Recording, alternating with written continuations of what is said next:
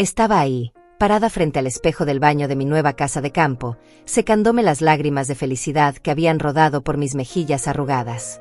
A los 69 años, después de 45 años de matrimonio y 2 años llorando la muerte de mi esposo, finalmente había hecho algo solo para mí. Esta casa pequeña, con su jardín lleno de posibilidades y sus ventanas que daban al campo, era mía. Completamente mía. Había gastado mis ahorros de toda la vida, $25,000 que guardé centavo a centavo, negándome pequeños placeres durante décadas, pero valía la pena. Por primera vez en mi vida, tenía un lugar que nadie podría quitarme, un refugio donde podría plantar mis flores, leer mis libros y simplemente existir en paz. Toqué la pared recién pintada de color crema, inhalé el aroma a madera nueva y sentí algo que no había experimentado en años: libertad pura. Esta mañana había desayunado en mi pequeña cocina mientras escuchaba el canto de los pájaros. Había regado las macetas que había comprado en el pueblo y había planeado dónde pondría mi mecedora favorita. Todo era perfecto. Todo era mío. El teléfono sonó cuando estaba acomodando mis pocas pertenencias en el armario del dormitorio principal. Vi el nombre de mi hija Rafaela en la pantalla y sonreí, pensando que tal vez quería felicitarme por mi nueva casa, aunque sabía que ella había estado en contra de esta compra desde el principio. «Mamá, es un desperdicio de dinero», me había dicho una y otra vez. «Deberías quedarte en tu departamento, cerca de nosotros». Cerca de nosotros, no conmigo. Cerca, para estar disponible cuando me necesitaran. «Hola, mijita», contesté con esa alegría maternal que nunca se apaga, sin importar cuántas veces te hayan decepcionado. «Mamá, prepárate. En 1 hora estaré ahí con 20 personas de la familia de Ignacio», me dijo sin siquiera saludar, con esa voz autoritaria que había desarrollado desde que se casó. «Haz comida para todos y prepara nuestros cuartos. Nos quedaremos solo 2 semanas». El mundo se detuvo. Literalmente sentí como si el piso se moviera bajo mis pies. Mi corazón comenzó a latir tan fuerte que pensé que se me saldría del pecho.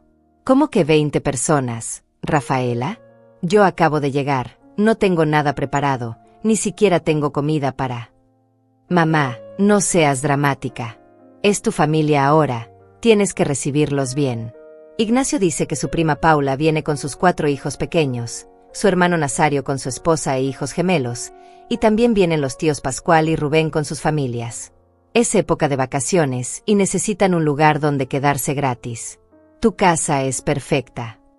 Pero Rafaela, yo no tengo espacio para tanta gente, esto es una casa pequeña de 2 habitaciones. Y además, no hay peros. Somos tu familia, tienes la obligación de ayudarnos. Además, ¿para qué compraste esa casa tan grande si no es para que la usemos? No seas egoísta, mamá. Ya venimos en camino. Así que ponte las pilas y prepara todo. Ah, y asegúrate de que haya suficientes toallas limpias para todos. Los niños van a querer nadar en el río, así que también prepara algo de comer para el camino de regreso. Nos vemos. Colgó. Así, sin más. Me quedé ahí, sosteniendo el teléfono con la mano temblorosa, sintiendo como toda la felicidad que había sentido hace apenas unos minutos se desvanecía como humo. 20 personas. En mi casa nueva. Sin previo aviso. Sin preguntarme si podía, si quería, si tenía los medios para atenderlos. Y lo peor de todo, hablando de mi casa como si fuera un hotel familiar gratuito. Miré alrededor de mi pequeña casa de 2 habitaciones y un baño. ¿Dónde iban a dormir 20 personas? ¿En el piso? ¿En mi sala que apenas tenía un sofá pequeño? Mi refrigerador estaba prácticamente vacío, apenas tenía algunos huevos, un poco de leche y unos tomates que había comprado en el pueblo. ¿Cómo iba a alimentar a 20 personas con eso? ¿Con qué dinero iba a comprar comida para 2 semanas para tanta gente? Pero lo que más me dolió no fue la logística imposible de la situación. Lo que me partió el corazón fue darme cuenta de que, una vez más, mi opinión no importaba. Mi hija había decidido por mí, había dispuesto de mi casa, de mi tiempo, de mi dinero, como si yo fuera su empleada y no su madre. Como si esta casa, que había comprado con el sudor de mi frente y los ahorros de toda mi vida, fuera un hotel gratuito para la familia de su esposo. Me senté en el borde de mi cama nueva, esa que había elegido con tanto cuidado, pensando en las mañanas tranquilas que pasaría ahí leyendo, y comencé a sentir esa familiar sensación de vacío en el estómago. Era la misma que sentía cada vez que Rafaela y su esposo aparecían en mi antiguo departamento, se servían lo que había en mi refrigerador, usaban mi lavadora, veían mi televisión y se iban dejando todo sucio y desordenado, como si fuera lo más natural del mundo. Recordé vívidamente el día después del funeral de mi esposo, cuando más necesitaba apoyo emocional. Rafaela había aparecido con cajas vacías y una sonrisa falsa. «Mamá, tienes demasiadas cosas. Necesitas deshacerte de todo esto», me había dicho mientras empacaba los libros de mi difunto marido sin preguntarme. «Nosotros nos llevamos esto. Tú no lo necesitas.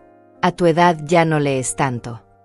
Y yo, en mi dolor y confusión, la había dejado llevarse la mitad de mis recuerdos, incluyendo el reloj de oro que había sido de mi suegro.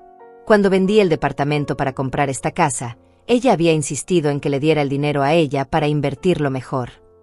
«Mamá, tú no entiendes de finanzas. Yo sé cómo hacer que ese dinero crezca», me había dicho con esa sonrisa condescendiente que tanto odiaba. Cuando me negué, no me habló durante un mes completo. Y ahora, el primer día en mi nueva casa, ya estaba reclamando su derecho a usarla como si fuera suya. Las lágrimas comenzaron a rodar por mis mejillas mientras veía por la ventana el jardín que había soñado cuidar.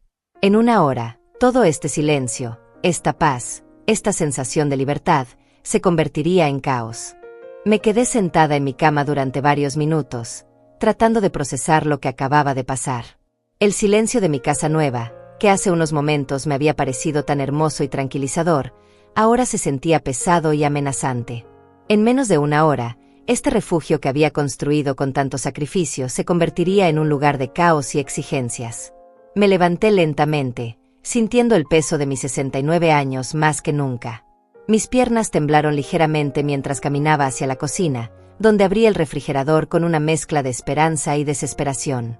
La realidad era aún peor de lo que recordaba: 3 huevos, medio litro de leche, 2 tomates, un pedazo de queso que había comprado ayer y una botella de agua. Eso era todo. Absolutamente todo lo que tenía para alimentar a 20 personas. Abrí los gabinetes con manos temblorosas. Una lata de frijoles, otra de atún, un paquete de arroz a medio terminar, sal, pimienta y aceite. Ni siquiera tenía suficientes platos. Había comprado un juego para 4 personas, pensando que sería más que suficiente para mis necesidades. Nunca imaginé que mi hija convertiría mi hogar en un campamento de refugiados familiares. Miré el reloj. 50 minutos. 50 minutos para hacer un milagro.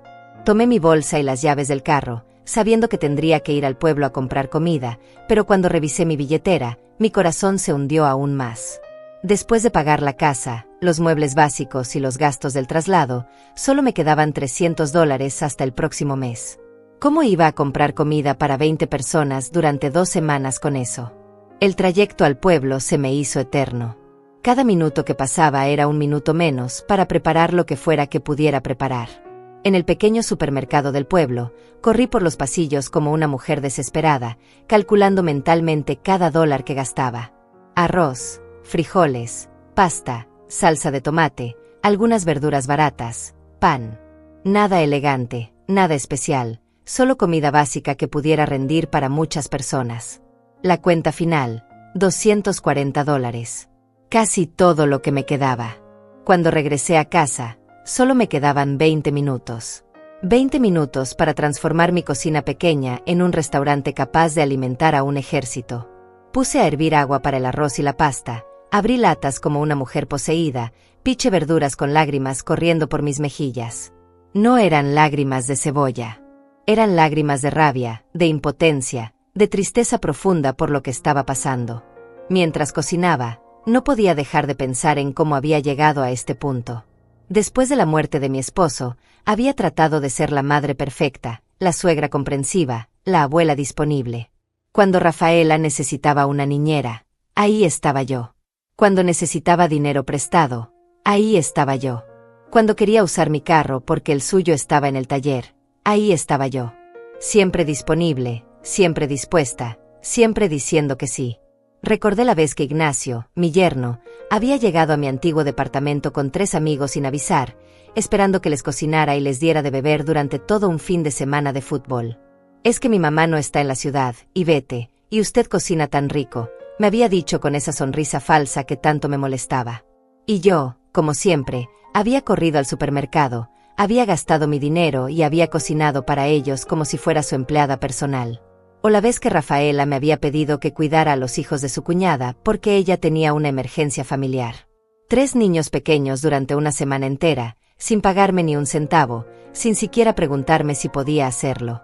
Cuando le mencioné que había tenido que cancelar mis citas médicas por cuidarlos, me había dicho: «Ay, mamá, no seas dramática. Además, es bueno que tengas algo que hacer, para que no te sientas tan sola». Sola. Esa palabra me resonaba en la cabeza mientras revolvía la salsa de tomate. Me sentía más sola rodeada de mi familia que cuando estaba realmente sola. Porque la soledad verdadera es honesta, no pretende amarte mientras te utiliza. El sonido de carros acercándose me sacó de mis pensamientos. Miré por la ventana y vi 3 vehículos llenos de gente bajándose como si llegaran a un resort todo incluido. Niños gritando, adultos riendo, maletas siendo sacadas de las cajuelas. Y ahí estaba Rafaela, dirigiendo el espectáculo como la anfitriona oficial de mi casa. «Mamá», gritó desde afuera, «ven a ayudarnos con las maletas».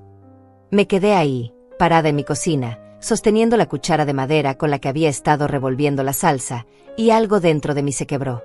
No de la manera dramática que ves en las películas, sino de una forma silenciosa y definitiva. Como cuando se rompe el hilo más delgado que sostiene un peso demasiado pesado. Salí de la cocina y abrí la puerta principal. Lo que vi me quitó el aliento.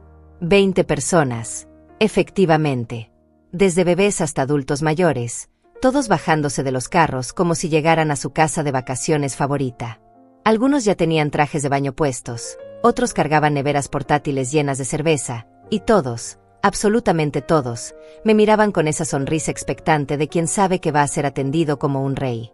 «Y vete», gritó Paula, la prima de Ignacio, mientras cargaba a un bebé llorón. «¡Qué hermosa casa! Los niños van a estar tan felices aquí. Espero que hayas preparado mucha comida porque venimos con hambre del viaje». Nazario, el hermano de Ignacio, se acercó dándome una palmada en la espalda como si fuéramos viejos amigos. «Suegra, esto está perfecto para las vacaciones. ¿Ya está lista la comida? Los niños no han almorzado». Los niños no han almorzado. Claro que no han almorzado. Porque sabían que la abuela Ivete estaría ahí para solucionarlo todo, como siempre. Como la empleada confiable que nunca dice que no. «Mamá», me dijo Rafaela acercándose con una sonrisa que no llegaba a sus ojos, «espero que hayas preparado las habitaciones.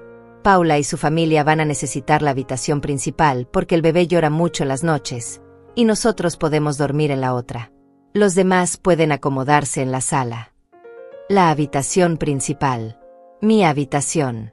La habitación donde había puesto mis cosas hace apenas unas horas, donde había imaginado despertarme todas las mañanas viendo el jardín por la ventana. Sin preguntarme, sin consultarme, ya habían decidido que yo dormiría en el sofá de mi propia casa.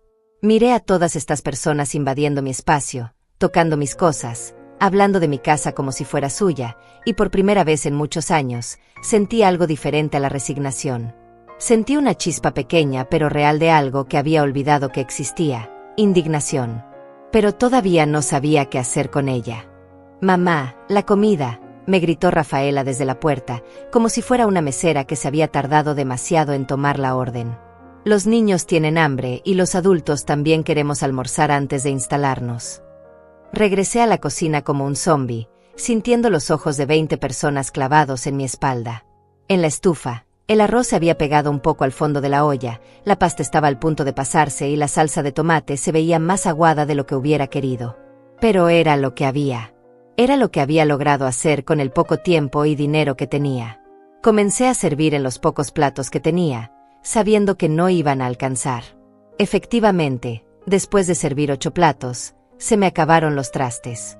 Tuve que improvisar con tazas, platos hondos y hasta usar la tapa de una olla como plato para uno de los niños más pequeños. La humillación era completa. «¿Esto es todo?», preguntó Nazario al ver su plato con la pequeña porción de arroz con salsa que había podido servirle. «Pensé que habría carne o pollo. ¿No tienes nada más?» «Es que llegaron muy de repente y no tuve tiempo de…», empecé a explicar, pero Ignacio me interrumpió. «Y vete, está bien, Entendemos que no esperabas tanta gente, pero podrías haber hecho un esfuerzo. Somos familia, ¿no? Además, esta casa está hermosa. Seguramente tienes dinero guardado para comprar mejores cosas. Dinero guardado. Si supieran que acababa de gastar casi todo lo que me quedaba en esa comida que estaban criticando, tal vez. No, probablemente seguirían criticando. La familia de Ignacio tenía esa habilidad especial de hacerte sentir culpable sin importar las circunstancias. Abuela, me dijo uno de los gemelos de Nazario, un niño de unos 8 años, ¿tienes videojuegos? En casa de mis otros abuelos sí tienen. No, mi amor, aquí no hay videojuegos, le respondí con la voz más dulce que pude, tratando de no descargar mi frustración en un niño inocente. ¿Y televisión por cable? ¿Y wifi? Siguió preguntando. Tampoco, mi vida. Acabo de mudarme y todavía no he contratado esos servicios. El niño me miró como si le hubiera dicho que vivía en una cueva. Entonces, ¿qué vamos a hacer por 2 semanas? Esto es aburrido. Paula, mientras cambiaba el pañal de su bebé en mi mesa del comedor, se sumó a la conversación. Y vete, necesitamos que vayas al pueblo a comprar pañales, leche de fórmula y comida para bebé. Se me olvidó traer suficiente para 2 semanas. También necesitamos protector solar, repelente de mosquitos y algunas cosas más. Me extendió una lista escrita a mano en una servilleta. Aquí está todo anotado. Puedes ir esta tarde. Tomé la lista con manos temblorosas. Pañales, fórmula, protector solar, repelente, toallas sanitarias, medicina para el dolor de cabeza, aspirinas, antiácido, champú para niños, jabón antibacterial, detergente para lavar ropa. La lista parecía interminable. Calculé mentalmente. Al menos $200 más. Los últimos $200 que me quedaban. Paula, le dije tratando de mantener la calma, yo no tengo mucho dinero disponible ahora mismo. Acabo de comprar la casa y... Ay, y vete, me interrumpió riendo. No seas dramática. Son cositas básicas. No te va a quebrar.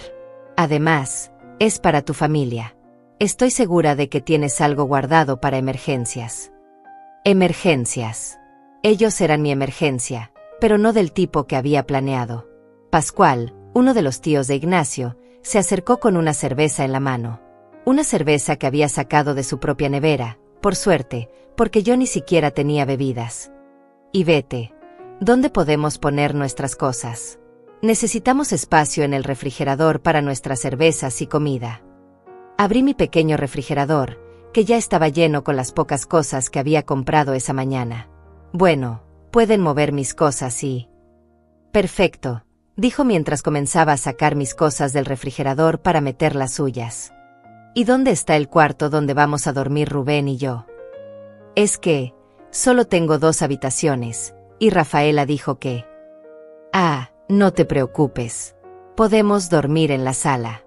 Solo asegúrate de tener suficientes cobijas y almohadas. Hace frío en las noches aquí en el campo. Cobijas y almohadas. Para 20 personas. Tenía exactamente 3 cobijas y 4 almohadas en toda la casa. Mi casa que se estaba convirtiendo en un hotel de caridad. Mientras tanto, los niños habían descubierto mi jardín y estaban correteando entre las macetas que había comprado con tanto cariño esa mañana. Vi como uno de ellos pisoteó mis pequeñas plantas de tomate que había sembrado apenas unas horas antes, llena de esperanza e ilusión. Niños, tengan cuidado, grité desde la ventana. Ay, déjalos, me gritó de vuelta Nazario. Son niños, necesitan correr y jugar. Para eso vinimos al campo, para que pudieran estar libres. Libres. En mi jardín. Destruyendo mis plantas. Con mi dinero pagando mis comidas. Mientras yo me convertía en la empleada de hotel de toda esta gente. Rafaela se acercó a mí mientras yo lavaba los platos en el fregadero pequeño de la cocina. Mamá, necesito hablar contigo. La familia de Ignacio está muy emocionada de estar aquí, pero creo que podrías esforzarte un poco más para que se sientan bienvenidos. Me volteé a verla, con las manos chorreando agua jabonosa. Esforzarme más. Sí, mamá. La comida estuvo básica. Y la casa se siente un poco fría, como si no quisieras que estuviéramos aquí. Recuerda que esta es una oportunidad para que conozcas mejor a la familia de tu yerno. Deberías estar agradecida de que quieran pasar tiempo contigo. Agradecida. Esa palabra resonó en mi cabeza como una bofetada.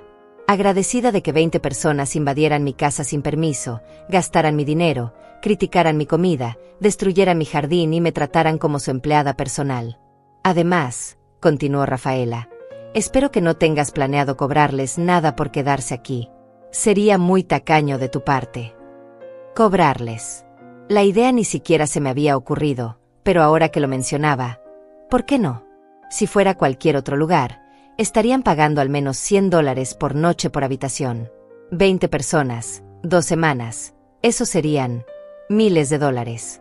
Pero no dije nada. Todavía no. Solo asentí con la cabeza y seguí lavando platos, sintiendo como esa pequeña chispa de indignación que había sentido antes comenzaba a crecer, muy lentamente, en mi pecho.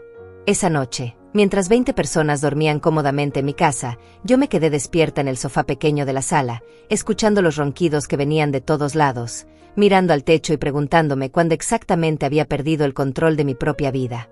La respuesta vino a mí en la oscuridad, lo había perdido poco a poco, cada vez que dije sí cuando quería decir no. Cada vez que puse las necesidades de otros antes que las mías. Cada vez que dejé que me trataran como si mi tiempo, mi dinero y mi espacio no tuvieran valor.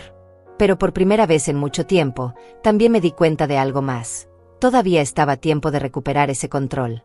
Desperté a las 5 de la mañana con un dolor terrible en la espalda por haber dormido en el sofá.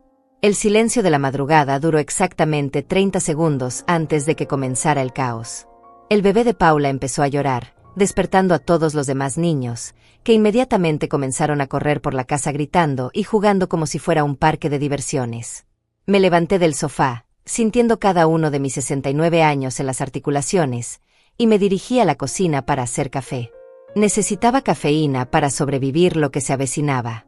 Pero cuando llegué, me encontré con Nazario ya ahí, revisando mi refrigerador como si fuera el suyo. «Buenos días, Ivete», me dijo sin levantar la vista. «¿Dónde está el café? Y necesitamos leche para los cereales de los niños». «No tengo cereales», le respondí, tratando de mantener un tono neutral. «¿Cómo que no tienes cereales? ¿Qué van a desayunar entonces los niños?» Era una pregunta honesta, y yo no tenía una respuesta honesta. No tenía cereales, no tenía suficiente leche, no tenía suficiente de nada para alimentar a 20 personas durante 2 semanas. Mi pequeña despensa estaba diseñada para una sola persona que comía de manera simple y económica. «Puedo hacer huevos revueltos», ofrecí, sabiendo que me quedaban exactamente 6 huevos después de los que había usado ayer. «¿6 huevos para 20 personas?», me preguntó Nazario riéndose. «Mejor vamos al pueblo a comprar comida de verdad. Pero que sea rápido porque los niños van a tener hambre pronto». «Vamos». Como si fuera una decisión conjunta. Como si el dinero fuera de ambos. Como si yo no acabara de gastar mis últimos ahorros ayer en una comida que habían criticado. Paula apareció en la cocina con el bebé en brazos y cara de pocos amigos. «Ivete, necesito que hiervas agua para el biberón, y también necesito que laves esta ropa porque el bebé se hizo encima en la noche». Me extendió una bolsa llena de ropa sucia que olía terrible. «¿No trajiste suficiente ropa para el bebé?», le pregunté. «Sí, pero no pensé que se iba a ensuciar tanto. Además, aquí tienes lavadora, ¿no? Es más fácil lavar aquí que cargar tanta ropa». Más fácil para ella. Más trabajo para mí. Más gasto de agua, luz y detergente para mí. Los niños comenzaron a llegar a la cocina como una manada de lobos hambrientos. 5 niños entre los 4 y los 12 años, todos preguntando qué había para desayunar, todos esperando que la abuela mágica produjera comida de la nada. «Abuela, tengo hambre», me dijo la niña más pequeña, con una cara tan inocente que me partió el corazón. No era culpa de ella estar en esta situación. «Ya sé, mi amor. Vamos a ver qué podemos hacer», le respondí, abriendo gabinetes vacíos y tratando de hacer milagros. Rubén apareció bostezando y rascándose la barriga. «Ivete, ¿tienes café?» «Y no de ese instantáneo. Espero. Algo decente». «Café decente». Acababa de levantarme de mi propio sofá después de ser expulsada de mi propia cama, y me estaba pidiendo café gourmet. Solo tengo café instantáneo, le dije. ¿En serio? Bueno, supongo que tendremos que ir al pueblo a comprar café de verdad también. Y ya que vamos, podemos comprar todo lo que necesitamos para estos días. Podemos. Otra vez esa palabra. Como si fuéramos socios en este desastre.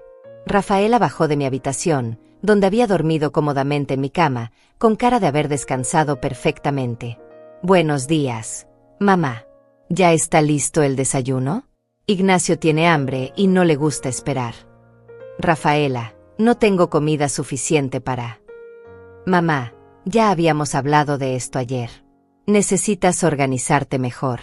Somos 20 personas, no puedes improvisar. ¿Por qué no haces una lista de compras bien hecha y vas al pueblo? Nosotros podemos quedarnos aquí cuidando la casa. Cuidando mi casa. Mientras yo gastaba mi dinero comprando comida para ellos. Ignacio apareció detrás de Rafaela, con esa sonrisa falsa que también conocía. Suegra, buenos días. Escuché que va a ir al pueblo. ¿Puede traer cigarrillos? Y cerveza, que la que trajimos no va a durar 2 semanas. También necesitamos carbón para hacer asado mañana. Cigarrillos, cerveza, carbón. La lista de gastos seguía creciendo y mi billetera seguía encogiendo. Ignacio, yo no fumo y no bebo, no sé qué marcas. No se preocupe, cualquier marca está bien. Lo importante es que tengamos suficiente para pasarla bien. Pasarla bien. Con mi dinero. En mi casa. Mientras yo trabajaba como su empleada personal. Pascual se unió al grupo en la cocina. Y vete. Anoche hablé con Rubén y pensamos que sería buena idea hacer una parrillada grande para toda la familia. Podemos invitar a más parientes que viven cerca. ¿Qué te parece si organizamos algo para el fin de semana? ¿Más parientes? Pregunté sintiendo como mi presión arterial subía. Sí, somos una familia grande y unida. Será divertido. Solo necesitamos que compres carne para unas 30 personas más o menos. Nada del otro mundo. 30 personas. Carne para 30 personas. Calculé mentalmente. Al menos $500 más. Dinero que definitivamente no tenía. No creo que pueda costear. Ay, y vete, me interrumpió Paula. No seas tacaña. Es una reunión familiar. Además, con lo que te ahorras en no pagar hotel para todos nosotros, seguramente puedes permitirte una parrillada. No pagar hotel. Como si estar en mi casa fuera gratis. Como si mi tiempo, mi espacio, mi tranquilidad no valieran nada. Los niños, mientras tanto, habían encontrado mis pocas cajas de galletas saladas y las estaban comiendo directamente del paquete, regando migajas por toda mi cocina recién limpia. Niños, no coman eso, grité. Esas galletas son para... ¿Para qué, mamá?, me preguntó Rafaela con tono molesto. Son solo galletas. Los niños tienen hambre y tú no has preparado nada para el desayuno. Al menos déjalos comer algo. Algo. Mis galletas. Mi comida. Mi última reserva de comida en la casa. Mamá, continuó Rafaela, creo que estás siendo un poco egoísta. Esta es una oportunidad hermosa para convivir en familia y tú solo te estás quejando por pequeñeces como galletas y dinero. No te da gusto vernos felices.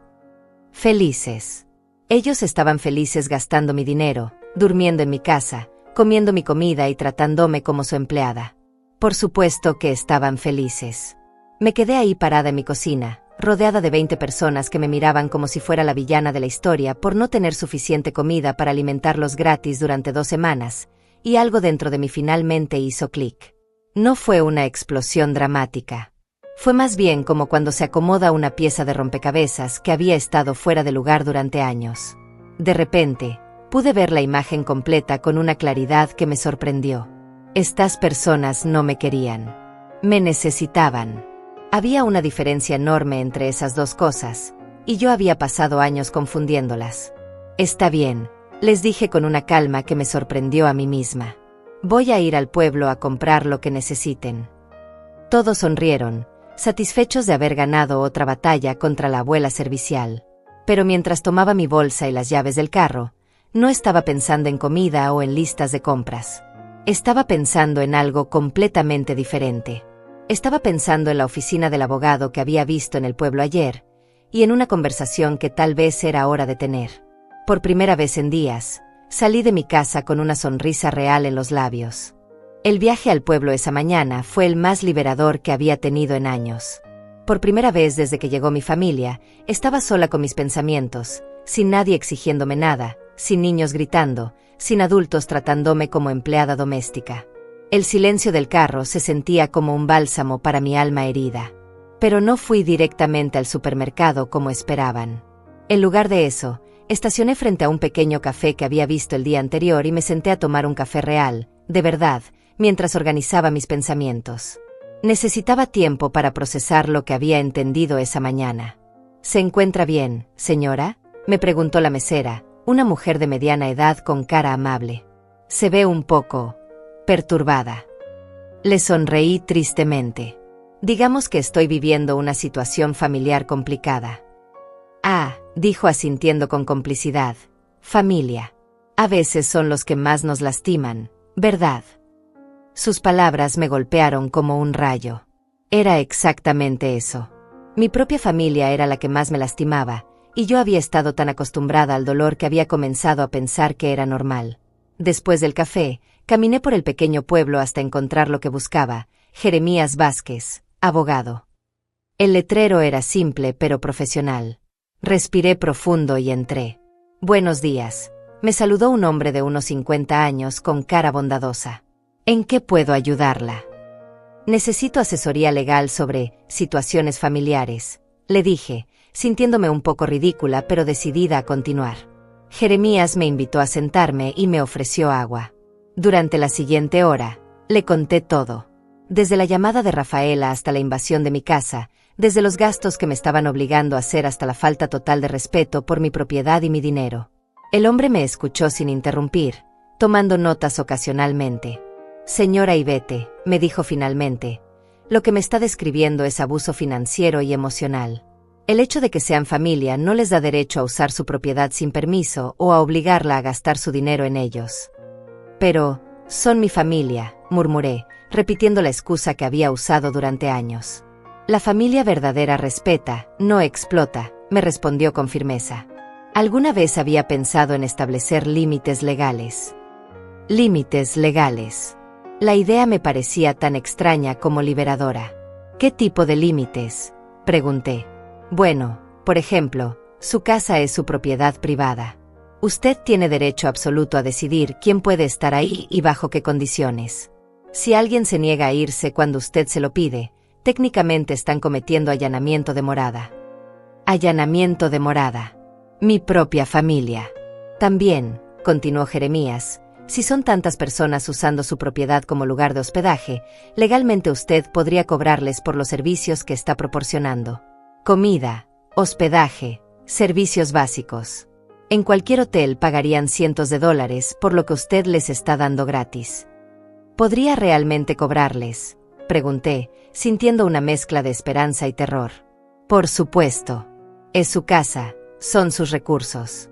Si ellos decidieron venir sin invitación y sin contribuir económicamente, usted tiene todo el derecho de establecer términos comerciales para su estadía. Salí de la oficina de Jeremías con un folder lleno de documentos y una nueva perspectiva sobre mi situación. Había redactado una carta formal estableciendo términos de hospedaje comercial para mi propiedad, con tarifas por habitación, por comida y por servicios. También tenía información sobre mis derechos como propietaria y los pasos legales que podía tomar si alguien se negaba a respetar mis decisiones. Mi siguiente parada fue el banco. Quería saber exactamente cuánto dinero me quedaba y cuánto había gastado en los últimos 2 días. Las cifras eran alarmantes. En menos de 48 horas, había gastado $520 de mis escasos ahorros. A ese ritmo, estaría completamente en bancarrota en una semana. El gerente del banco, un hombre joven llamado Ricardo, revisó mi cuenta con expresión preocupada. Señora Gálvez, estos gastos son muy altos para sus ingresos habituales. ¿Está todo bien?, me preguntó. Le expliqué brevemente la situación, y él asintió con comprensión. Mire, no es asunto mío, pero he visto casos similares. Adultos mayores que se dejan explotar financieramente por familiares. ¿Ha considerado poner límites a sus gastos? Estoy empezando a considerarlo, le respondí. Si necesita ayuda para controlar sus gastos o establecer un presupuesto que la proteja de excesos involuntarios, podemos ayudarla. También podemos configurar su cuenta para que requiera autorización especial para gastos mayores a cierta cantidad. Era otra herramienta que no sabía que existía. Otra forma de protegerme de mi propia generosidad mal dirigida. Finalmente, fui al supermercado. Pero esta vez, compré solo lo básico: arroz, frijoles, pasta, salsa de tomate, algunos vegetales baratos. Nada de lujos, nada de carne para parrilladas, nada de cervezas o cigarrillos. Gasté exactamente $50. Cuando regresé a casa 3 horas después, me recibió un coro de quejas. «Mamá, te tardaste siglos», me gritó Rafaela. «Los niños están hambrientos y nosotros también». «¿Dónde está la carne para el asado?», preguntó Pascual. «Y la cerveza», añadió Ignacio. «Los cigarrillos», insistió Rubén. Los miré a todos, parados en mi sala, en mi casa, esperando que yo resolviera todos sus problemas con mi dinero, y por primera vez en años, no sentí culpa. Sentí claridad. «Traje comida básica», les dije con calma. «Arroz, frijoles, pasta. Suficiente para que nadie se muera de hambre». «¿Pero qué hay de todo lo que te pedimos?», insistió Paula. «No lo compré», respondí simplemente. El silencio que siguió fue ensordecedor. 20 personas me miraron como si hubiera perdido la razón. «¿Cómo que no lo compraste?», preguntó Nazario con voz incrédula. «No tengo dinero para comprar carne para 30 personas, ni cerveza, ni cigarrillos, ni todas las cosas que me pidieron. Solo tengo dinero para comida básica». «Pero mamá», intervino Rafaela con esa voz condescendiente que tanto odiaba, «sabemos que tienes dinero guardado». «No seas tacaña». Saqué los papeles que había obtenido en el banco y se los mostré. «Estos son mis estados de cuenta. En 2 días he gastado $520 de mis ahorros. Me quedan menos de $300 hasta el próximo mes. No hay dinero guardado, no hay reservas secretas. Esto es todo lo que tengo». Los papeles pasaron de mano en mano como evidencia en un juicio. Las caras de incredulidad se fueron transformando en caras de molestia. «Bueno, entonces tendremos que buscar alternativas», dijo Ignacio finalmente. «Podemos contribuir todos para los gastos». «Excelente idea», le respondí, sacando el otro folder de mi bolsa. «De hecho, fui a ver a un abogado esta mañana y preparé un documento que establece las tarifas comerciales para hospedaje en mi propiedad». El silencio regresó, pero esta vez era diferente. Era el silencio de personas que acababan de darse cuenta de que su víctima había dejado de ser víctima. «Son $100 por habitación por noche, $50 por persona por día por comidas, y $20 por día por servicios básicos como agua, luz y lavandería», continué leyendo el documento. «Hasta ahora, en 2 días, el total sería de $2,800. Podría haber escuchado caer un alfiler». «¿Nos estás cobrando por quedarnos en tu casa?», preguntó Rafaela con voz chillona. «No», le respondí con la mayor calma que pude. «Les estoy ofreciendo la opción de pagar por los servicios que están recibiendo o buscar hospedaje en otro lugar». Por primera vez en años, yo tenía el control de la conversación. La explosión que siguió fue épica. 20 personas hablando al mismo tiempo, gritando, protestando, tratando de hacerme sentir culpable con todas las tácticas de manipulación que habían perfeccionado durante años. Pero algo había cambiado en mí. Era como si hubiera construido una pared invisible que no dejaba pasar sus palabras hirientes. «Esto es ridículo», gritó Ignacio. «Somos familia. No puedes cobrarnos por quedarnos en tu casa». «¿Desde cuándo eres tan interesada, mamá?», añadió Rafaela con lágrimas de cocodrilo en los ojos.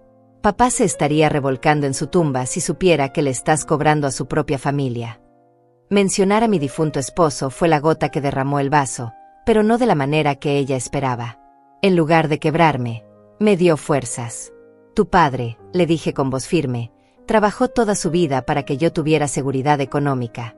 Él jamás habría permitido que su familia me tratara como empleada doméstica en mi propia casa». «No te estamos tratando como empleada», protestó Paula. «Te estamos dando la oportunidad de convivir con tu familia». Convivir, repetí con una risa amarga. Paula, desde que llegaste me has puesto a lavar la ropa de tu bebé, a hervir agua para sus biberones, y me exigiste que comprara pañales y fórmula con mi dinero. Eso es convivir. Es que somos familia, insistió ella. Es lo que hace la familia. No, le respondí con claridad que me sorprendió a mí misma. Lo que hace la familia es respetarse mutuamente, contribuir equitativamente y no abusar de la generosidad del otro. Lo que ustedes están haciendo es explotación. Nazario se acercó con cara amenazante. Ivete, creo que te estás volviendo loca. Tal vez necesitas ayuda médica. Esta no eres tú. Tienes razón, le respondí sin inmutarme. Esta no era yo antes.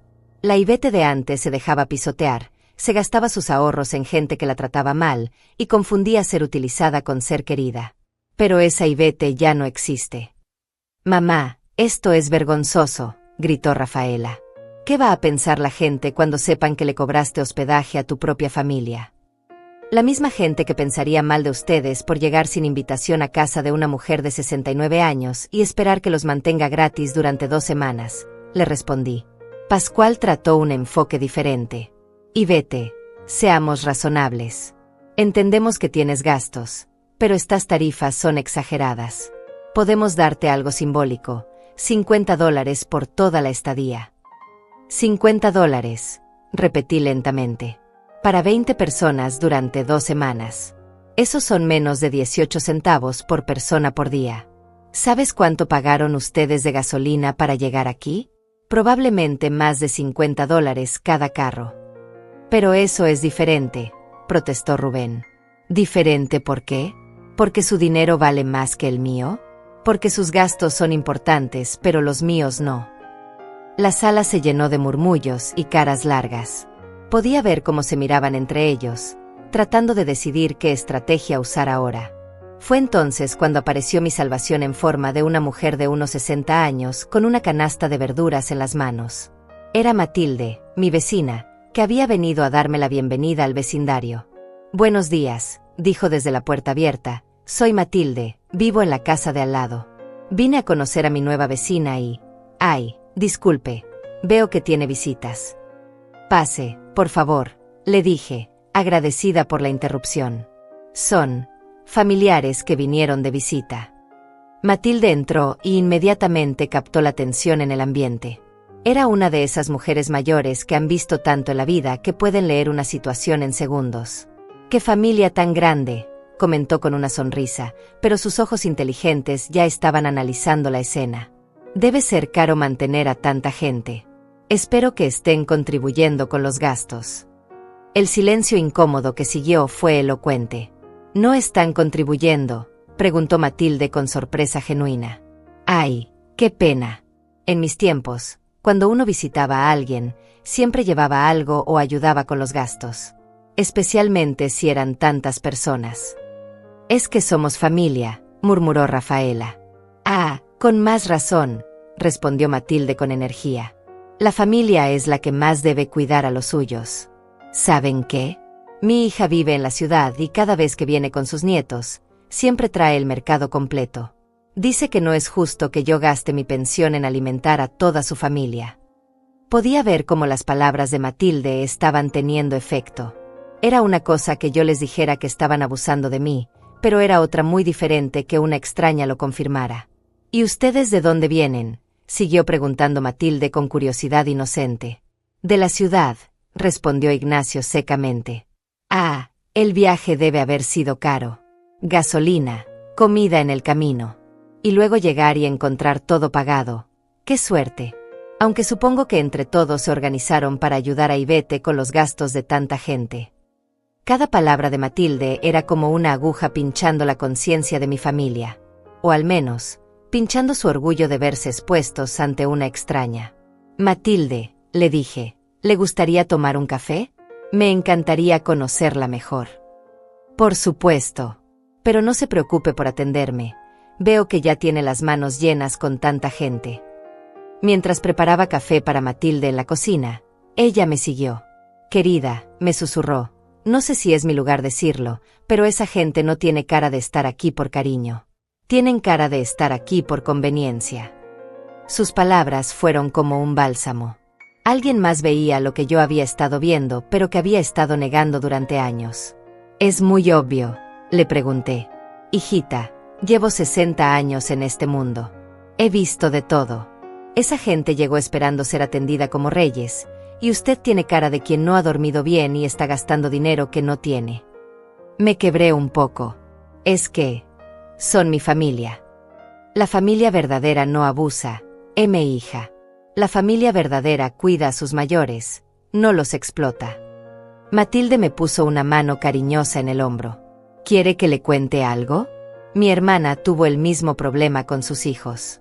Vivían de ella, la tenían como empleada, le gastaban su pensión. ¿Sabe qué hizo?» «¿Qué?», pregunté con esperanza. «Les puso límites. Les dijo: ustedes me visitan cuando yo los invite, por el tiempo que yo decida, y contribuyen con los gastos. Si no les parece, busquen hotel». Al principio hubo drama, gritos, chantajes emocionales. Pero después se dieron cuenta de que hablaba en serio. Y funcionó. Por supuesto. Ahora la visitan de vez en cuando, siempre traen algo, siempre ayudan, y la tratan con respeto. Porque aprendieron que el cariño de mamá no es gratis cuando lo confunden con explotación. Cuando regresamos a la sala con el café, la familia había estado murmurando entre ellos. Podía ver que habían llegado a algún tipo de consenso. Ignacio se aclaró la garganta. «Y vete, hemos estado hablando, y creemos que tal vez podríamos contribuir algo para los gastos. No las cantidades exageradas que propones, pero algo razonable». «¿Cuánto consideran razonable?», pregunté. $200 por toda la estadía de todos nosotros», dijo Rafaela. Matilde casi se atraganta con el café. $200 para 20 personas durante 2 semanas. Hijitos, en el hotel más barato del pueblo cobran $60 por noche por habitación. La matemática era implacable, y ellos lo sabían. Pero yo ya había tomado mi decisión. $200, repetí lentamente, como si estuviera considerando la oferta. Los vi a todos con expectativa en sus rostros, pensando que habían encontrado la manera de salirse con la suya una vez más. Para 20 personas, durante 14 días, con 3 comidas diarias, hospedaje, agua, luz, gas, lavandería y limpieza. «Exacto», dijo Rafaela con una sonrisa de triunfo. «¿Ves? Somos razonables. Queremos contribuir». Matilde me miraba con esa expresión que solo tienen las mujeres sabias cuando ven venir algo bueno.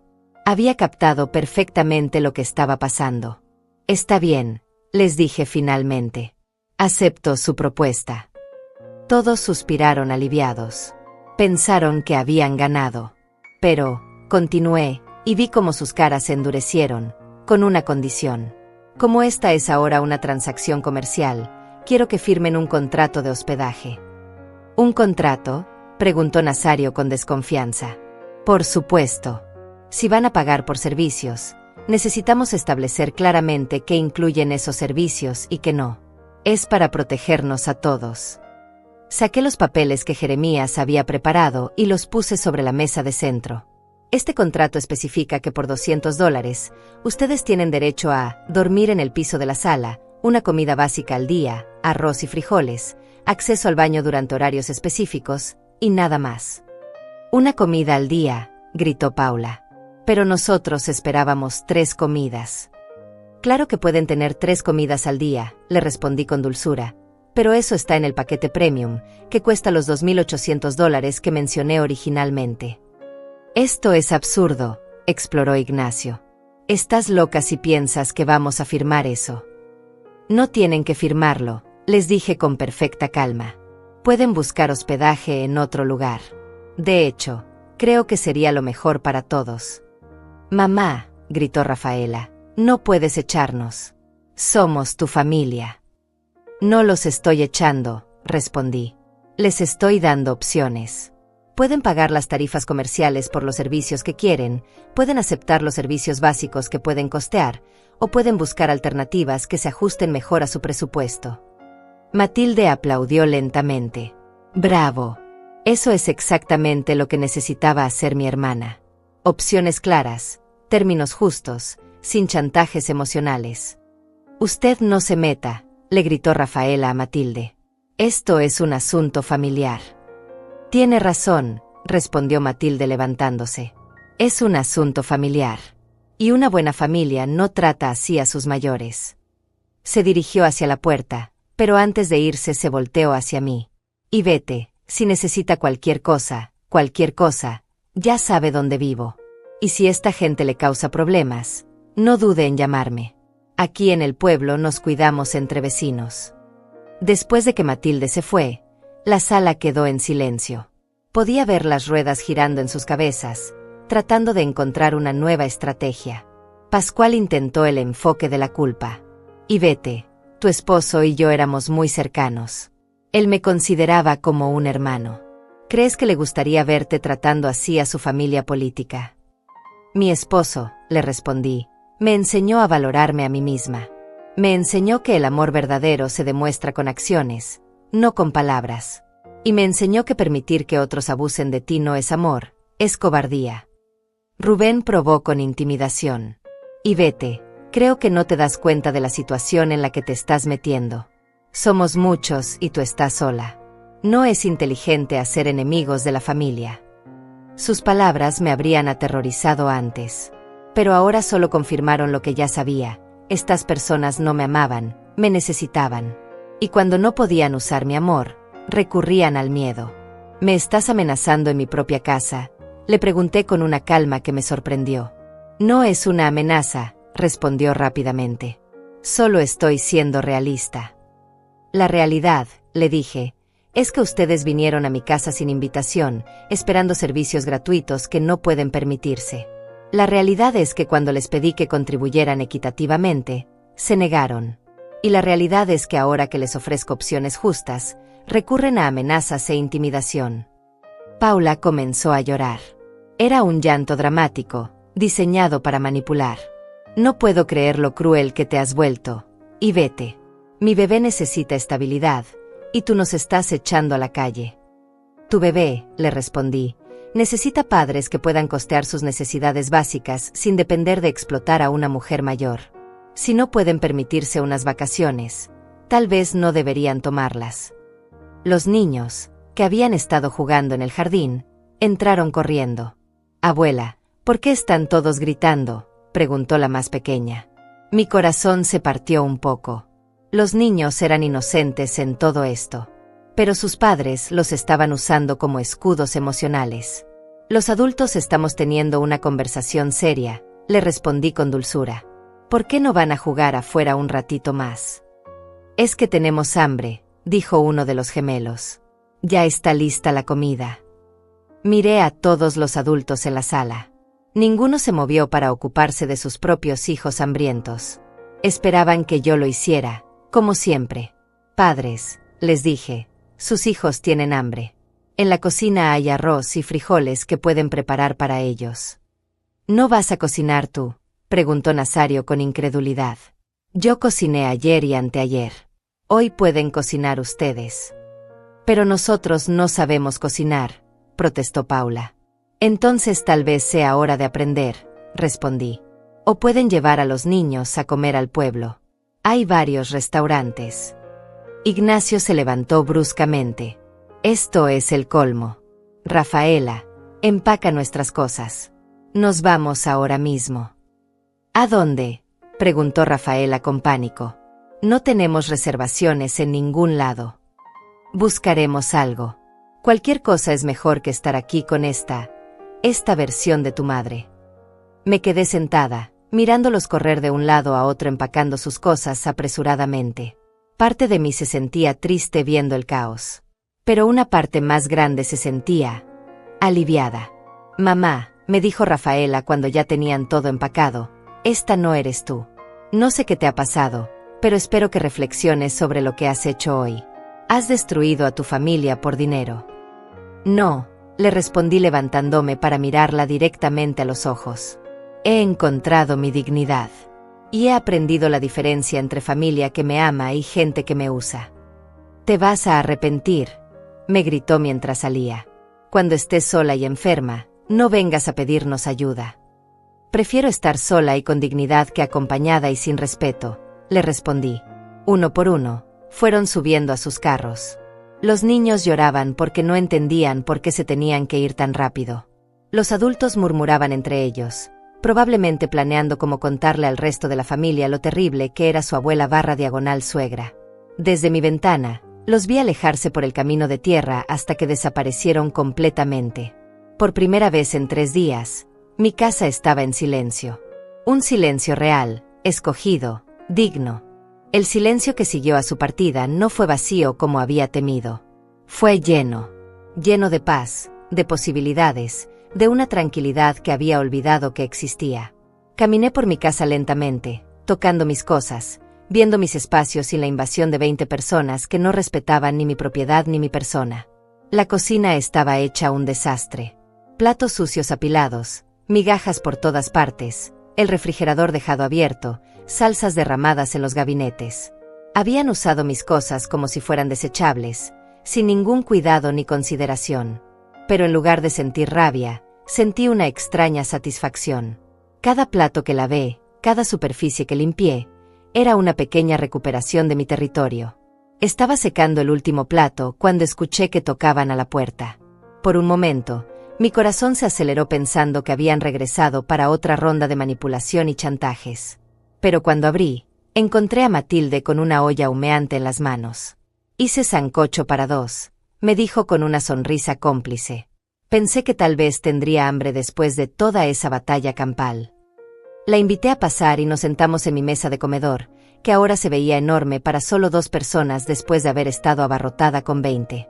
¿Cómo se siente?, me preguntó Matilde mientras servía el sancocho, que olía glorioso.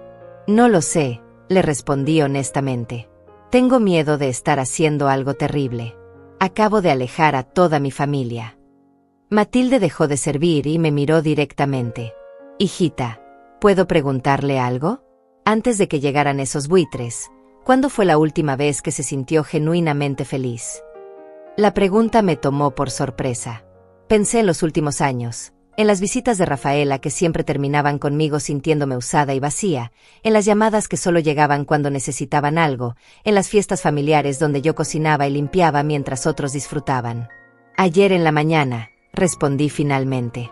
Cuando estaba sola en mi casa nueva, regando mis plantas, planeando dónde poner mis muebles. Exacto, dijo Matilde asintiendo. Usted era feliz cuando estaba sola, en paz, disfrutando de lo que había construido con su esfuerzo. Eso le parece terrible. Pero, se supone que la familia es lo más importante, murmuré, repitiendo lo que me habían enseñado toda la vida. La familia sí es lo más importante, me respondió Matilde con énfasis. Pero esa gente no era su familia. Eran parásitos disfrazados de familia. Sus palabras me golpearon como una revelación. Parásitos disfrazados de familia. Era exactamente eso. ¿Sabe qué es lo que más me molestó de toda esa escena?, continuó Matilde. Que ni uno solo de esos adultos se preocupó por usted. Ni uno preguntó cómo se sentía, si tenía dinero suficiente, si era demasiado trabajo para una mujer de su edad. Todo era sobre lo que ellos necesitaban, lo que ellos querían, lo que ellos esperaban. Tenía razón. En 3 días, ni una sola persona había preguntado cómo estaba yo, si necesitaba ayuda, si me sentía cómoda. Era como si fuera invisible, excepto cuando necesitaban que cocinara, limpiara o pagara algo. Mi hermana me dijo algo muy sabio cuando pasó por lo mismo, continuó Matilde. Me dijo, Matilde, cuando alguien te ama de verdad, tu bienestar es importante para ellos. Cuando alguien solo te usa, tu bienestar es irrelevante mientras tú puedas satisfacer sus necesidades. Comimos en silencio por un rato, y yo reflexioné sobre esas palabras. Era cierto. Mi difunto esposo siempre se preocupaba por mi bienestar. Cuando yo estaba cansada, él cocinaba. Cuando yo estaba enferma, él me cuidaba. Cuando yo tenía gastos, él contribuía. Era una relación de reciprocidad y cuidado mutuo. Lo que había tenido con mi familia los últimos años era todo lo contrario. Yo daba, ellos tomaban. Yo me sacrificaba, ellos se beneficiaban. Yo me preocupaba por ellos, pero ellos solo se preocupaban por lo que yo podía hacer por ellos. ¿Cree que volverán?, le pregunté a Matilde. Oh, sí, respondió con certeza. Pero no hoy. Hoy están furiosos y heridos en su orgullo. Pero cuando se les acabe el dinero para hoteles, o cuando necesiten algo de usted, van a regresar con lágrimas y promesas de cambio. ¿Y qué debo hacer cuando eso pase? Mantenerse firme. Recordar cómo se sintió estos últimos 3 días, y recordar cómo se siente ahora. Los sentimientos no mienten, hija. Si usted se siente mejor sin ellos que con ellos, eso le está diciendo algo muy importante. Después de que Matilde se fue, decidí llamar a Jeremías para contarle lo que había pasado. Excelente, me dijo con entusiasmo cuando le narré los eventos del día. Hizo exactamente lo correcto. Estableció límites claros, ofreció opciones justas, y cuando ellos eligieron irse, usted los dejó ir con dignidad. Pero tengo miedo de que regresen y... Señora Ivette, me interrumpió gentilmente, ¿tiene miedo de que regresen porque los extraña, o porque teme que la presionen hasta que vuelva a ceder? La pregunta me hizo reflexionar. No los extrañaba. Para nada. No extrañaba el caos, las exigencias, el sentimiento constante de no ser suficiente. Lo que temía era mi propia capacidad de volver a ceder ante la presión. Temo que vuelva a ceder, admití. Eso es normal, me tranquilizó. Por eso preparamos los documentos legales. Si regresan, usted tiene respaldo legal para mantener sus límites. Y también tiene a su vecina Matilde, que parece ser una buena aliada. Esa noche, por primera vez en 3 días, dormí en mi propia cama. El silencio era hermoso. No había bebés llorando, niños corriendo, adultos roncando en mi sala. Solo el sonido suave del viento en las ventanas y el canto ocasional de algún grillo. Me desperté naturalmente a las 7 de la mañana, sin el caos de 20 personas exigiendo desayuno inmediato. Hice café solo para mí, 2 huevos revueltos solo para mí, y comí en paz mientras veía por la ventana mi jardín maltratado pero aún salvable. Después del desayuno, salí a evaluar los daños en mis plantas. Algunas estaban pisoteadas, otras arrancadas, pero la mayoría podía recuperarse con cuidado. Era una metáfora perfecta para mi vida, dañada pero no destruida, capaz de sanarse con el cuidado adecuado. Estaba replantando mis tomates cuando escuché un carro acercándose. Mi corazón se aceleró, pero cuando vi que era un carro desconocido, me relajé. Un hombre mayor bajó del vehículo y se acercó con una sonrisa amable. Buenos días, señora. Soy don Carlos. Vivo al final del camino. Matilde me contó que es nueva en el vecindario. Buenos días, don Carlos. Soy Ivette Gálvez. Mucho gusto, doña Ivette. Vengo a ofrecerle mis servicios. Tengo un pequeño negocio de jardinería y mantenimiento. Veo que tiene algunas plantas maltratadas ahí. Hablamos durante 1 hora sobre jardinería, sobre el pueblo, sobre la vida tranquila del campo. Era la primera conversación genuinamente agradable que había tenido en días. Don Carlos no quería nada de mí excepto tal vez algún trabajo honesto por el cual me cobraría una tarifa justa. ¿Sabe qué, doña Ivette?, me dijo antes de irse. Matilde me contó un poco sobre su situación familiar. Quiero que sepa que aquí en el pueblo tenemos un dicho, mejor solo que mal acompañado. Y usted no está sola. Tiene vecinos que la respetan y la aprecian. Después de que se fue, me quedé en mi jardín pensando en sus palabras. Tenía razón. No estaba sola. Tenía vecinos que me respetaban, que valoraban mi bienestar, que no veían mi casa como un hotel gratuito o mi dinero como su fondo de emergencia. Por primera vez en años, tenía comunidad real. No familia que me usaba, sino personas que me respetaban. Y eso, me di cuenta, valía mucho más que todo el amor falso del mundo. 2 semanas pasaron como un sueño. 2 semanas de despertarme cuando mi cuerpo quería despertar, de comer lo que me apetecía, de sentarme en mi jardín sin que nadie me exigiera nada. Don Carlos vino 3 veces a ayudarme con las plantas y cada vez me negué a pagarle menos de lo justo. Don Carlos, le decía, su trabajo vale lo que vale, y yo respeto eso. Él sonreía y me decía que ojalá más gente pensara como yo. Matilde se había convertido en mi amiga. Venía a tomar café por las tardes y me contaba historias del pueblo, me enseñaba sobre las plantas locales, me hacía reír con anécdotas de sus propias batallas familiares. Era lo que siempre había pensado que debería ser una relación: reciprocidad, respeto, cariño genuino sin condiciones. Una tarde, mientras regaba mis tomates que ya estaban creciendo hermosos otra vez, escuché el sonido familiar de carros acercándose. Mi estómago se contrajo, pero esta vez estaba preparada. No era la misma mujer que había recibido esa llamada hace 2 semanas. Efectivamente, eran ellos. Los 3 carros estacionaron en mi entrada y vi a Rafaela bajarse del primero con una cara que intentaba ser contrita pero que no lograba ocultar la desesperación. Los demás bajaron más lentamente, claramente renuentes a estar ahí. Me quedé en mi jardín, regadera en mano, esperando a que vinieran hacia mí. No iba a correr a recibirlos como antes. «Hola, mamá», me dijo Rafaela acercándose con pasos vacilantes. Podemos hablar». «Por supuesto», le respondí sin dejar de regar. «¿De qué quieren hablar?»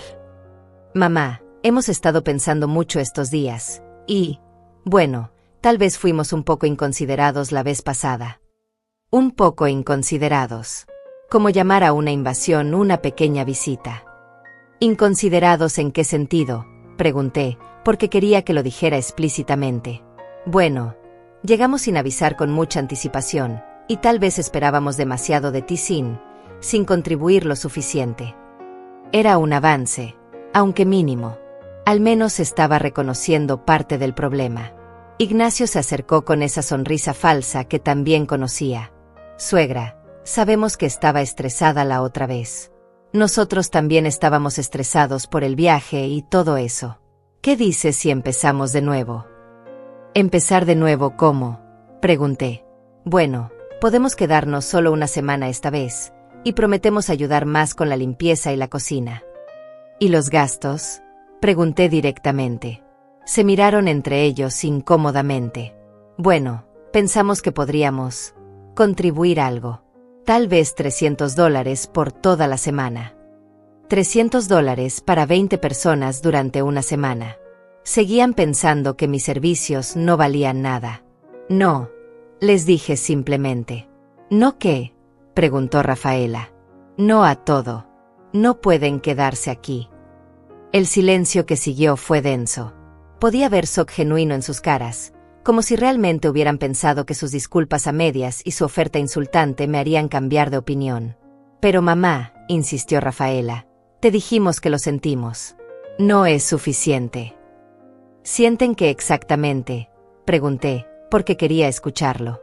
Sentimos haber llegado sin avisar y haber esperado que tú cubrieras todos los gastos sin ayudar». Era más honestidad de la que esperaba, pero aún no era suficiente. «¿Y qué han hecho para demostrar que realmente sienten eso?», continué. «¿Qué quieres decir?», preguntó Ignacio. «Quiero decir que las disculpas sin cambio de comportamiento son solo palabras. ¿Qué han hecho diferente? ¿Han buscado trabajo para poder pagar sus propias vacaciones? ¿Han ahorrado dinero para sus gastos? ¿Han aprendido a planear y presupuestar sus viajes?». Las caras en blanco me dijeron todo lo que necesitaba saber. No habían hecho nada diferente. Solo habían esperado 2 semanas para que mi berrinche pasara. Paula se acercó con el bebé, claramente usando la carta de la manipulación emocional. «Y vete, mira a este angelito. ¿No extrañas a tu nieto? ¿No quieres que crezca conociendo a su abuela?». Miré al bebé, que efectivamente era hermoso e inocente en todo esto. Pero luego miré a Paula, que estaba usando a su propio hijo como herramienta de manipulación. «Por supuesto que quiero conocer a mis nietos», respondí. «Pero quiero conocerlos en un ambiente de respeto y amor genuino, no de explotación y abuso». «No te estamos abusando», protestó Nazario. «Somos familia». «Nazario», le dije con calma, «tú pagas renta donde vives». «Pues, sí». «¿Pagas por tu comida?» «Sí». «¿Pagas por los servicios básicos como agua y luz?» «Por supuesto». «Entonces explícame por qué crees que tienes derecho a vivir en mi casa, comer mi comida y usar mis servicios sin pagar nada». No tenía respuesta para eso, porque no había una respuesta lógica. Pascual intentó el enfoque de la culpa otra vez. «Y vete, tu esposo se sentiría muy triste de verte rechazando a su familia así». «Mi esposo», le respondí con firmeza, Me enseñó que el amor verdadero incluye respeto. Me enseñó a valorarme a mí misma. Y me enseñó que permitir que otros abusen de mí no es amor, es autodestrucción. Rafaela comenzó a llorar. Mamá, no entiendo qué te pasó. Antes siempre eras tan generosa, tan amorosa. Ahora eres fría y calculadora. Antes, le respondí, confundía ser usada con ser amada. Confundía agotar mis recursos con ser generosa. Confundía permitir abuso con ser amorosa. Ahora sé la diferencia. ¿Entonces qué?, gritó Ignacio con frustración. Ya no somos bienvenidos en tu casa nunca más. Son bienvenidos, les dije, cuando vengan con respeto, cuando contribuyan equitativamente, cuando me traten como un ser humano con derechos y necesidades, y no como una empleada gratuita. Pero esas condiciones son ridículas, protestó Rubén. ¿Qué tiene de ridículo pagar por lo que consumes? ¿Qué tiene de ridículo respetar la propiedad ajena? ¿Qué tiene de ridículo tratar a una mujer mayor con dignidad?, les pregunté. No tenían respuesta porque sabían que yo tenía razón. Sabían que lo que pedía era básico, humano, justo. El problema era que ellos no querían justicia. Querían continuar con el abuso. Se quedaron ahí parados por unos minutos más, mirándose entre ellos, esperando que alguien tuviera una nueva estrategia. Pero no la tenían. Finalmente, Rafaela habló. Está bien, mamá. Si eso es lo que quieres, si prefieres el dinero a tu familia, esa es tu decisión. Pero no esperes que vengamos a visitarte otra vez. No prefiero el dinero a la familia, le respondí tranquilamente. Prefiero la dignidad al abuso. Y prefiero la soledad a la explotación. Uno por uno, regresaron a sus carros. Esta vez no había lágrimas de los niños porque habían entendido que esta visita era diferente. Esta vez no había gritos ni protestas dramáticas. Solo la resignación de personas que habían perdido a su víctima favorita. Los vi alejarse por segunda y última vez, y sentí algo que no había sentido en años: paz completa. Esa noche, Matilde vino a cenar.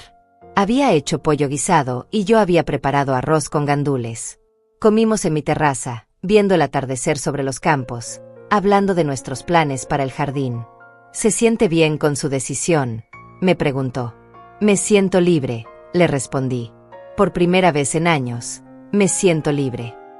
6 meses después, mi casa se había convertido en mi hogar de verdad. Mi jardín florecía, tenía una pequeña red de amigos en el pueblo, y había empezado a tomar clases de pintura en el centro comunitario. Mis días estaban llenos de actividades que elegía hacer, no que me obligaban a hacer. Rafaela me llamaba de vez en cuando, siempre que necesitaba algo, dinero prestado, que cuidara a los niños, que les resolviera algún problema. Yo escuchaba con paciencia y luego le decía: lo siento, mi amor, pero no puedo ayudarte con eso. Al principio se enojaba, después suplicaba, luego amenazaba. Ahora simplemente cuelga. He aprendido que amar a alguien no significa permitir que te lastimen. He aprendido que ser generosa no significa agotarte por otros. He aprendido que la familia verdadera cuida de ti tanto como tú cuidas de ella. Y he aprendido algo más importante: nunca es demasiado tarde para recuperar tu vida, tu dignidad y tu derecho a ser feliz. Esta mañana me desperté con el canto de los pájaros, preparé mi café en mi cocina limpia y ordenada, y salí a regar mis plantas que crecen hermosas y fuertes. Al igual que yo.